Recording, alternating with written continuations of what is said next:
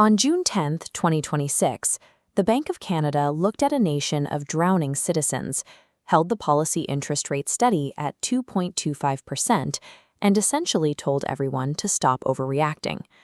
This rate has been stuck at a plateau since October 2025. There are no rate cuts coming to save your cash flow, and no new structural lifeboats from Wellington Street. This shows the friction paralyzing the central bank.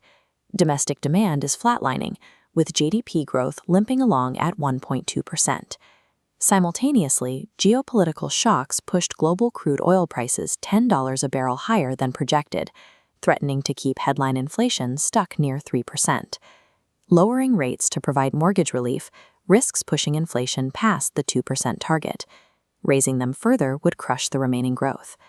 By choosing to wait, the central bank has transferred the entire burden of this stalemate onto the average citizen's cash flow. To understand why this paralysis is so persistent, we have to look past public policy and examine the central bank's own internal financial ledger. In Q1 2026, the Bank of Canada recorded $181 million in net income. Under current legislation, every dollar of that surplus was diverted to pay down the bank's own accumulated deficit. They remitted $0 to the federal government. Simultaneously, the discount rate applied to the bank's own defined benefit pension obligations rose to 5.2%, reflecting the persistent yield pressures found across domestic debt markets. With the institution controlling the money supply focused on repairing its own balance sheet, the capacity for a coordinated top-down economic rescue is severely constrained. Mainstream financial media is focused on the May 2026 headline readline of 88,000 jobs and an unemployment rate that dipped to 6.6%.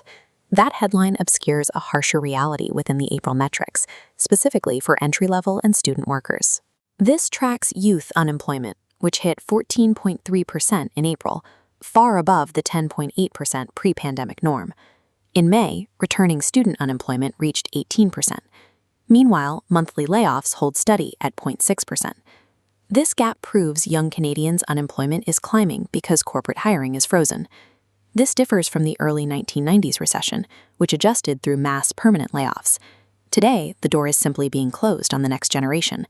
Corporations protect their margins by halting entry-level intake. The economy is min-maxed. New players cannot log in. A secondary statistical illusion is at play. On paper, unadjusted wage growth looks solid at 4.5%. This chart breaks down those wages. Adjusting for workforce composition, underlying growth is actually 3.4%. The headline average is higher only because lower-paying, short-tenure jobs were eliminated.